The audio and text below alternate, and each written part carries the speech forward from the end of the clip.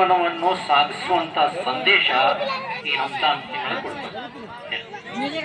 ಅದಕ್ಕಾಗಿ ಮಾನ್ಯ ಹಿರಿಯರ ಮತ್ತು ಗೆಳೆಯರೆ, ಅಲ್ಲಾಹನ ನಬೀನು ಹೇಳಿದ್ರು, ನೀವು ಕಚ್ಚಾಡುವುದರಿಂದ, ನೀವು ಒಬ್ಬರೊಬ್ಬರುಗಳೊಳಗೆ ಇರೋದಲ್ಲ, ನೀವು ಜಗಳಾಡುವುದರಿಂದ ಏನಲ್ಲ, ನಿಮ್ಮೊಳಗೆ ಇರುವಂತ ಗಟ್ಟಿತನ ಎಲ್ಲ ಹೋಗ್ಬಿಡ್ತೈತಿ.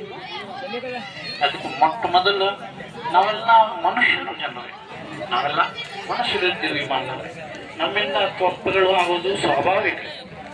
ಆದ್ರೆ ಆ ತಪ್ಪಿನೊಳಗೆ ಏನೆಲ್ಲ ಒಬ್ರಿಗೊಬ್ರು ಏನೆಲ್ಲ ಮುಖ ಕಟ್ಕೊಳೋದು, ಒಬ್ರಿಗೊಬ್ರು ದೂರ ಆಗೋದು, ಒಬ್ರೊಬ್ರ ಸಹಕಾರ ಇಲ್ಲದೆ ನಡೆಯೋದು, ಇದು ನಮ್ಗೆ ಶೋಭೆ ಕೊಡೋದಿಲ್ಲ. ಮುಸಲ್ಮಾನನ ಘನತೆ ಏನು ಅಂತಂದ್ರೆ, ತನಗೂ ಸಹಿತ ಏನಾದ್ರೂ ಬೇರೆದವನ ಕಡೆಯಿಂದ ಏನದಲ್ಲ ನಷ್ಟ ಆದ್ರೆ, ನುಕ್ಸಾನಿ ಆದ್ರೆ ಅದನ್ನ ಭರಿಸಿಕೊಂಡು ಮುಂದಿನ ಅವನಿಗೆ ಏನದಲ್ಲ ಸಮಾಧಾನವನ್ನು ಕೊಡ್ತಾ ಇದ್ದ. ಮಾನ್ಯ ಹಿರಿಯರ ಮಿತ್ರರೇ, ಅಲ್ಲಾಹನ ನಬಿ ಅದನ್ನೇ ಹೇಳಿದ್ರು. ಇದನ್ನೇ ಸಹಿತ ಇದೇ ಕೆಲಸಕ್ಕಾಗಿ ಹೋಗ್ತಾ ಇದ್ದಾವು. ನಾವೆಲ್ಲರೂ ಯಾರೇ ಇರಲಿ ಒಂದೇ ತಾಯಿಯ ಮಕ್ಕಳಂತೆ ನಾವು ಇರಬೇಕು. ನಾವು ಯಾರಿಗೂ